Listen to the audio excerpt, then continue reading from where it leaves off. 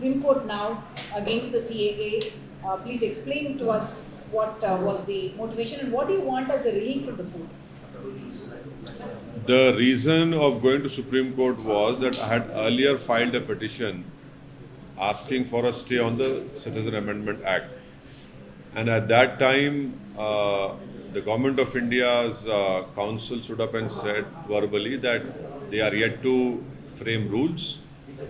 And so now there's no need for it. Now, when the rules have been framed, there is an urgent need which I felt that we should go to the Supreme Court asking for a stay on the rules. Because if the government starts giving citizenship on the basis of this discriminatory law, then it will be very difficult to turn the clock back. And secondly, the whole country knows that in Assam a Supreme Court monitored NRC was done, wherein 19 lakh people names were not included.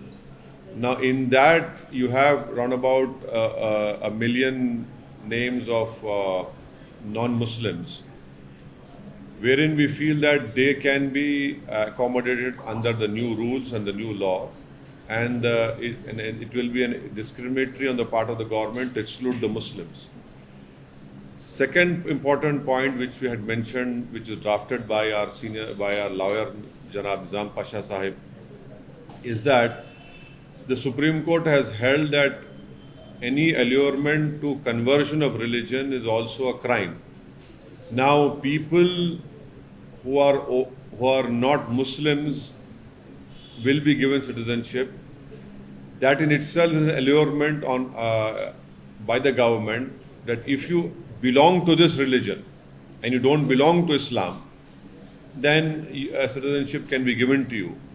So these are the two important grounds which our lawyer Janab Nizam Pasha has mentioned, and we have asked. That is why we have gone to Supreme Court, hoping inshallah that the Supreme Court will take a favorable decision in our favor. And the timing of the notification also is something that would have a political impact, you think, on the forthcoming elections? Of course, the government had waited deliberately for 4 long years after passing this unconstitutional law with their brute majority in the parliament. And keeping in mind the Lok Sabha elections, the government took the decision a few days before the dates of the Lok Sabha general elections have to be announced. Sir आपने approach किया है supreme court को? तो हमने supreme court को पहले ही हमारा case supreme court में है। उस वक्त गवर्नमेंट ऑफ इंडिया के काउंसिल ने कहा था कि गवर्नमेंट ऑफ इंडिया ने अभी रूल्स नहीं बनाए हैं, तो इसलिए अभी इस पर कोई बहस करना बहुत जल्दी होगा। अब जबकि मोदी हुकूमत ने CAA के रूल्स बना दिए हैं, तो सुप्रीम कोर्ट जाना एक अर्जेंसी है, वक्त का अहम तकाजा है, क्योंकि अगर ये सरकार सिटीजनशिप देना शुरू कर दे एक अनकॉन्स्टिट्यूशनल लॉ पर जिसको एक रिलीजन के ऊपर बनाया गया है, तो इससे नुकसान हो सकता है। नुकसान ये है कि सुप्रीम कोर्ट मॉनिटर्ड एक NRC आसाम में हुआ जिसमें 19 लाख लोगों के नाम नहीं आए, उसमें से करीब 1 लाख के करीब मुसलमान हैं, बाकी नॉन मुस्लिम्स हैं। अगर आप इस लॉ के उस रूल्स के तहत उन तमाम लोगों को दे देंगे सिटीजनशिप जिनका रिलीजन इस्लाम नहीं है, तो ये बड़ा ही नाइंसाफ़ी होगी उन लोगों के लिए, उन मुसलमानों के लिए जिनका नाम नहीं आया। दूसरा इम्पॉर्टेंट पॉइंट ये है कि सुप्रीम कोर्ट ने 1960s या 70s में एक जजमेंट में कहा था कि अगर कोई एल्योरमेंट आप देते हैं किसी को अपना रिलीजन बदलने के लिए, तो वो भी एक क्राइम है। अब ये सरकार ये कह रही है कि अगर आपका रिलीजन इस्लाम है या आप मुसलमान हैं तो आपको सिटीजनशिप नहीं दी जाएगी, अगर आपका रिलीजन इससे हटकर होगा तो हम दे देंगे। तो ये भी एक किस्म का एल्योरमेंट है। इसीलिए हम सुप्रीम कोर्ट के पास गए हैं और सुप्रीम कोर्ट से हमारे फाजिल वकील जनाब निज़ाम पाशा साहब हैं, और हमको उम्मीद है कि सुप्रीम कोर्ट इस पर देखेगा। अब देखेंगे सुप्रीम कोर्ट में क्या होता है। सर, आपने जैसे सीए जैसे लागू हुआ तो आपने कहा कि चुनावी फायदा लेने के लिए चुनाव जस्ट आने वाला है, उससे पहले क्या ये आप पे अप्लाई नहीं होता कि आप भी जो डॉक्यूमेंट आपने शो किया और सुप्रीम कोर्ट को अप्रोच हुए, आज अभी इस वक्त अनाउंसमेंट हो रहा है, चुनाव का ऐलान हो रहा है, उसके ठीक उसी दिन आप भी कर रहे हैं, तो क्या आप भी पॉलिटिक्स नहीं कर रहे? देखिए, मैं एक पॉलिटिशियन हूँ, मैं कोई फिलोसोफर नहीं हूँ, नंबर 1। दूसरी बात यह है कि यह कानून पास हुआ था 2019 में। रूलिंग पार्टी नरेंद्र मोदी प्रधानमंत्री की सरकार ने इसको पास किया, तो वो लोग इसको दबा के रखे अपने पास, अपने बगल में दबा के रखे, और जैसे ही उनको मालूम था कि 1 हफ्ते के अंदर election commission of India Lok Sabha के चुनाव की डेट्स अनाउंस करेगा, उन्होंने रात में ये रूल्स का ऐलान कर दिया। जब सरकार चुनाव को सामने रखकर फैसला ले रही है तो ये बहुत गलत बात है कि आप मुझसे सवाल कर रहे हैं कि मैं सुप्रीम कोर्ट क्यों जा रहा हूँ। जब कोई रूल्स बनाती है सरकार तो मुझे सुप्रीम कोर्ट जाना पड़ेगा ना। मैंने तो उस कानून को लोकसभा में इस बिल को फाड़ा था, इस कॉन्स्टिट्यूशनल काला कानून कहा था, और इस बिल के ज़रिए, इस कानून के ज़रिए सरकार मुसलमानों को ख़ास तौर से और गरीबों को स्टेटलेस बनाना चाहती है, और इस कानून को आपको एनआरसी एनपीआर से जोड़ के देखना है। तो सियासत तो नरेंद्र मोदी कर रहे हैं और इस तरह का कानून बनाकर। सर, एनसीआर और एनपीआर के साथ जोड़ कर हाँ। ना देखा जाए। पब्लिक प्लेटफॉर्म उन्होंने कहा है कि आप सीए के ऊपर जो है आप झूठ फैला रहे हैं, आप राजनीति कर रहे हैं, आप डर पैदा कर रहे हैं। उनका कहना है कि जो आप बात बोल रहे हैं वो प्रोविजन सीए के जो नोटिफिकेशन है, जो गवर्नमेंट का नोटिफिकेशन, उसमें नहीं है। उनका आरोप है कि आप जानबूझकर राजनीतिक फायदे मैं एक ही बात कह दी अमित शाह और नरेंद्र मोदी। क्या अमित शाह ने पार्लियामेंट में मेरा नाम लेकर नहीं कहा था कि देश में एनआरसी एनपीआर भी होगा? आपके कई टीवी चैनलों पर अमित शाह ने कहा था कि क्रोनोलॉजी समझिए, एनपीआर एनआरसी होगा। क्या बीजेपी ये कह दे कि आसाम में जो 19 लाख लोगों के नाम सुप्रीम कोर्ट मॉनिटर्ड एनआरसी जो हुआ था, जिसमें 1600 करोड़ रुपए खर्चा किए गए और 50 लोगों ने सुसाइड कर लिया, उसमें हेमंत बिस्व शर्मा जो मुख्यमंत्री कह रहे हैं, वो कह चुके हैं कि जो नॉन मुस्लिम है उनको सिटीजनशिप मिल जाएगी। मुसलमान क्या करेगा? वो एक खौफ का माहौल पैदा कर रहे हैं। मैं नहीं कर रहा हूं। पहले तो सिटीजनशिप का कानून आप मजहब की बुनियाद पर क्यों बनाया? आपने बनाया, इसको गलती आपने की, जो राइट टू इक्वालिटी के खिलाफ है भारत के संविधान के। तो वो कर रहे हैं सब चीजें। इलेक्टोरल बॉन्ड्स के लेकर आप आवाज उठा रहे हैं, तो इस इलेक्शन में जिस प्रकार से इलेक्टोरल बॉन्ड्स का इशू उठा है, तो किसको फायदा होगा और किसको नुकसान होगा? जो अपने आप को खरीदार के सामने बेच दिए, जो बिक गए, जिन्होंने बड़ी बोली लाकर वो खरीद लिया, तो वो उनको फायदा हो रहा है ना भाई। 6000 करोड़ के इलेक्टोरल बॉन्ड्स नरेंद्र मोदी की पार्टी को मिले हैं। 1500 करोड़ के इलेक्टोरल बॉन्ड्स ममता बनर्जी की पार्टी को मिले हैं, और 1300 कितने सेकंड नंबर पर बीआरएस को मिले हैं 1300 करोड़, नहीं सॉरी, कांग्रेस को मिले हैं 1300 करोड़, फिर 1100 करोड़ बीआरएस को मिले हैं, फिर आरजेडी को 70 करोड़, एआईएडीएमके डीएमके सब है। तो इस हमाम में सब नंगे हैं। नहीं मिले हैं ना भाई। अगर मिले होते तो फिर बी टीम का आपने हमको तमगा लगा दिया, इन तमाम पार्टियों ने मिलकर, इन तमाम ने हमको बी टीम बना दिया, और नरेंद्र मोदी ने कहा कि आतंकवादियों का साथ देता है। तो मैं ये सोच रहा हूं कि आप तमाम को साथ लेकर, क्योंकि 80% बॉन्ड हैदराबाद में बने, मैं ये सोच रहा हूं कि एक प्ले कार्ड लेकर इन तमाम कंपनी सामने जाकर खड़े हो जाऊं, पूछूं कि भाई मैंने क्या जुर्म किया था, आप मुझे क्यों नहीं दे रहे? हैदराबाद का तो मैं ही हूं, आप सबको दे रहे हैं। तो ये इलेक्टोरल बॉन्ड जो बनाया गया है, इसमें आपको इलेक्टोरल बॉन्ड तो ऐसा नहीं देता ना कि बाज लोग जो है ना क्या बोलते हिंदी का, पुण्य का काम, पुण्यों का काम करते हैं, सदका करते हैं, उर्दू में बोलते, मैं मेरी अम्मा मर गई, मेरा बाप मर गया, मेरे दादा मर गए, चलो 100 लोगों को खाना खिला दो। तो ये लोग तो फ्री लंच नहीं दे रहे ना आपको।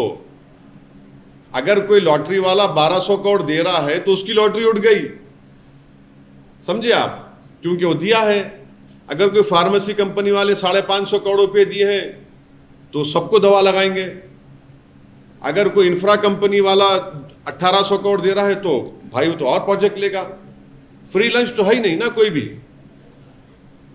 इसीलिए सुप्रीम कोर्ट ने उसको अनकॉन्स्टिट्यूशनल करार दिया। सर, चुनाव से ठीक दिमाग पहले में क्या ये बात रहेगी, वोटर्स के दिमाग में ये बात रहेगी कि जैसे वोटर्स के दिमाग में बात डालना पड़ेगा कि भैया आपके पैसे आप ही से लेकर पॉलिटिकल पार्टीज को दिए जा रहे हैं और उसका उनको फायदा मिल रहा है, तो ना आपको नौकरी मिल रही है। देश का जो डेमोग्राफिक डिविडेंड है वो नौजवान है, युवा है, उनको नौकरी नहीं मिल रही है। हमारे पास इतना पैसा नहीं है कि हम अपनी आर्मी को मॉडर्नाइज कर सकें, और पैसा नहीं होने की वह एक वजह है जिसके लिए अग्निवीर लाना पड़ा। मगर पॉलिटिकल पार्टीज को पैसा आ रहा है, देश के लिए पैसा क्यों नहीं है फिर? आप देखते जाइए कि कितने काम रुके हुए हैं। तो इसके लिए यकीनन नौजवानों को, देश की जनता को समझाना पड़ेगा कि कैसे ये काम किया जा रहा है। सर, चुनाव से ठीक पहले, जैसे चुनाव आज घोषित हो रहा है, बहुत सारी घटनाएं घट रही हैं। एक घटना आपके शहर हैदराबाद में कल शाम को घटी। पूर्व मुख्यमंत्री की बेटी को ईडी ने गिरफ्तार करके ईडी ले गई, और बीआरएस की तरफ से और पूर्व मंत्री केटीआर की तरफ से भी कई ऑब्जेक्शन किए गए। आपका क्या? नहीं, टीआरएस का वर्जन ये है कि उनका अरेस्ट गलत है और अभी कोर्ट में सुनवाई चल रही है, तो देखते हैं कोर्ट क्या फैसला करेगा। मेरी नेक तमन्नाएं उनके लीडर के साथ है। नहीं, जो ईडी का जो रुख देखा जा रहा है इंटायर इंडिया, तमाम विरोधी पार्टियां, जो बीजेपी की विरोधी पार्टियां या केंद्र सरकार का जो विरोध कर रही हैं, वो ये कह रही हैं कि ये सब जो सेंट्रल एजेंसी है ये फ्रंटल ऑर्गेनाइजेशन की तरह काम कर रही है बीजेपी की। आपका क्या कहना है? पूरा देश देख रहा है, मैं भी देख रहा हूँ, आप भी देख रहे हैं, तो नई बात क्या है, हो रहा है ये। नहीं, आप उनको चर्चा करके बुला हाँ? रहे For successive terms, you have represented Hyderabad. Now the BJP has brought in a political debutant who is accusing that you did not allow the jobs to come to the youth of Hyderabad. You did not allow the development of Hyderabad. I would like you to react to that. Well, every party has to contest the election, and there is nothing surprising in what BJP is saying. The only shocking part is that Mr. Narendra Modi had promised that he will give 2 crore jobs a year. Has that been fulfilled? Mr. Narendra Modi talks about making India the 3rd largest economy, but can Mr. Modi say what is the per capita income? Where are we at per capita income? At 150 number. So this is the important point. These are very important points. And thirdly, Mr. Narendra Modi's government has not been able to stop the PLA from occupying 2,000 square kilometers of our land. Out of 55 patrolling points, we have lost round about 15. This was said by the present SP of that area. So, and these are the inflation is an issue. Why is it that before elections petrol and diesel prices kind of decreased? Why didn't you decrease it, let us say 3 months before, 4 months before? And it proves my point that this nation requires elections every 6 months. This nation does not require one nation, one election. This will make any government dictatorial, which they are, and it will violate federalism, which is part of the basic structure of our constitution. This is political novice who is being now fielded by the BJP against you. How can I control it? You know, how can I pick and choose? No one can pick and choose their opponents. Whoever is a candidate, we have to contest against them. That's it. It's going to be the same for everyone. Sir, Now, आप you कह रहे हैं have sir, आप कह रहे हैं you have कि extended a hand of Huh? friendship. You have extended a hand of friendship to the Congress government here, to the Chief Minister here as well. Are you hoping that their help will also be required for you to fight this election in Hyderabad in terms of the kind of candidate that they put up here? As a candidate, I require help from everyone, including from you. You know, from people, every voter, I require help. Then only, any party or a candidate can win. How can I say that I will not take help from him or not take help from him? And why would I not welcome help from anyone? That means that the voters which are there, my primary importance is the Hyderabad voters, which hopefully I'll be contesting. So one cannot say, oh, I will not take that help, and everything has to be taken. Sir कल आपने बयान दिया कि divisive forces के खिलाफ हमको काम करना पड़ेगा, मुख्यमंत्री के साथ आपने गले मिले हैं कल, और इस पर क्या कहेंगे सर? क्या नहीं, गले मिलना गुनाह है क्या? हरे रंग में सफेद भी जुड़ना है। हाँ, हरे रंग के ऊपर सफेद अरे भाई, तिरंगे में हरा भी है, सफेद भी है, सैफरन भी है। अरे नहीं, नेशनल फ्लैग में सब रंग है। आप लोग देख ही नहीं रहे नेशनल फ्लैग को। अच्छा, मेरे को हरे से क्यों जोड़ रहे आप? ये बोलिए आप। मैं तो सफेद शेरवानी पहना हुआ हूँ, हरे से जोड़ना क्या मतलब है? मुसलमान है तो हरा ऊन। अरे भाई, ये अब ऐसा हो गया तो क्या तरबूजा मेरा है, खरबूजा आपका है क्या? संतरा आप? सर कांग्रेस के साथ आप जो है अभी कांग्रेस के चीफ मिनिस्टर और कांग्रेस के रेवंत रेड्डी के साथ काफी स्टेज शेयर देखिए, कर रहे हैं। दोनों एक दूसरे की तारीफ कर रहे हैं। कहा यह जा रहा है कि पहले आपकी दोस्ती बीआरएस के साथ थी, अब कांग्रेस के साथ आपकी दोस्ती। देखिए, एक बात सुनिए, तेलंगाना को मजबूत करने के लिए, तेलंगाना में अमन को बरकरार रखने के लिए, तेलंगाना में फाशिस्ट और कम्युनल फोर्सेस को रोकने के लिए, ये हमारी एक अखलाकी जिम्मेदारी है, नंबर 1। और हम पिछले 10 साल से भी करते आए, अभी भी हमको करना है। इसलिए हैदराबाद हो या तेलंगाना, वहाँ पर कम्युनल राइट्स ये सब चीज़ें नहीं हुई। दूसरी बात यह है कि मैं उनका शुक्रिया अदा किया कि उन्होंने आकर मेट्रो के जो एक लाइन बची हुई थी हैदराबाद पार्लियामेंट कॉन्स्टिट्यूंसी में, काम हो गया हैदराबाद पार्लियामेंट कॉन्स्टिट्यूंसी मेट्रो का, मगर एक लाइन जो बची हुई थी जुबली बस स्टैंड से फलकनुमा का, उन्होंने फाउंडेशन स्टोन डाला। और दूसरा, उन्होंने मिरालम के पास एक ब्रिज का भी उन्होंने मंजूरी दी। तीसरा, मेरे कॉन्स्टिट्यूंसी में रोड वाइडनिंग के लिए उन्होंने 200 करोड़ रुपए दिए, मैं उनका शुक्रिया अदा किया। तो इसमें बुरी बात क्या है? डेवलपमेंट होना चाहिए ना तेलंगाना में, हैदराबाद में, तो इसमें बुरा क्या है? देखिए, हाँ, वो आप लोग बोलते थे अमित शाह, अब आप अमित शाह के जबान में बोल रहे हैं। मैंने आरोप प्रति आरोप तो चलते रहता है ना। इलेक्शन है, तेलंगाना की अवाम ने उनको सत्ता दी है तो हमको रिस्पेक्ट करना पड़ेगा, और हमको हैदराबाद को आगे लेके जाना है। तो मेरी कॉन्स्टिट्यूंसी में डेवलपमेंट के काम हो रहे हैं। सर, आप बीआरएस के साथ कह रहे हैं, आप क्या कांग्रेस के साथ आप आगे बढ़ रहे हैं? कैसे समझे? पहले आप बीआरएस के साथ आपकी दोस्ती का हाथ था। देखिए, Or is it about the bigger danger of BJP that you want to keep out so you can join hands? देखिए, आगे तो बढ़ना है, पीछे तो हटना नहीं है। आगे तो बढ़ना है, पीछे कहाँ हटेंगे? पीछे हटने का नाम असदुद्दीन ओवैसी है ही नहीं। आगे किसके साथ अरे आगे बढ़ना है ना। आगे बढ़ेंगे ही तो हर पॉलिटिकल पार्टी आगे बढ़ती है ना। नहीं, किसके साथ? अरे आगे बढ़ेंगे भाई, किसके साथ बोल? तो हम में काबिलियत है, हम खुद आगे बढ़ रहे हैं।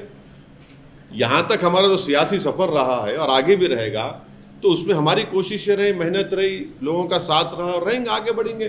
कितने सीट आप क्योंकि अभी चुनाव के डेट डिक्लेयर हो रहे हैं, तो आपने भी सोचा होगा कि देखिए, औरंगाबाद से इंशाल्लाह इम्तियाज जलील साहब लड़ेंगे, किशनगंज से अख्तरुल ईमान साहब जो हमारे बिहार के अध्यक्ष लड़ेंगे, हैदराबाद से इंशाल्लाह पार्टी असदुद्दीन ओवैसी को टिकट देगी। इससे हटकर भी बिहार, यूपी, महाराष्ट्र में हमारे वहाँ के पार्टी प्रेसिडेंट्स डिसाइड कर रहे हैं, आपको बता देंगे। 11 सीट की बात हुई बिहार में, उस पर क्या? हाँ? 11 सीट की मांग की है बिहार यूनिट ने आपसे। तो हाँ, वो लोग डिस्कस कर रहे हैं, मैं उन पे छोड़ा हूँ, वो बताएंगे आप। सिकंदराबाद से आपकी पार्टी लड़ रही है, वही बताएंगे आपको, देखेंगे। अच्छा सर, आपकी अपोनेंट हैं, आपके कॉन्स्टिट्यूंसी में काफी घूम रहे हैं, बीजेपी से उनको टिकट मिला है, उनका सीधे सीधे आप पे आरोप है कि आपने ओल्ड सिटी को जानबूझ के पिछड़ा रखा, डेवलपमेंट नहीं किया, यूथ बेरोजगार हैं, ये सारे आरोप वो लगाते चल रही हैं, आपकी कॉन्स्टिट्यूंसी में घूम रही हैं। नहीं, देखिए, पॉलिटिकल हम पार्टी के अपोनेंट है, अब जाहिर है अचानक इलेक्शन से पहले आ गए तो कुछ बोलना पड़ता है, तो बोलिए, कोई बात नहीं। आरटीआई डालिए, आरटीआई से मालूम हो जाएगा आपको कितने डेवलपमेंट के काम हुए नहीं हुए। बुनियादी सवाल ये मुल्क जानना चाहता है कि 10 साल में नरेंद्र मोदी की सरकार ने भारत के जो युवाओं का जो डेमोग्राफिक डिविडेंड पूरे विश्व में हमारे पास है, उनका मुकद्दर बेरोजगारी क्यों बना दिया।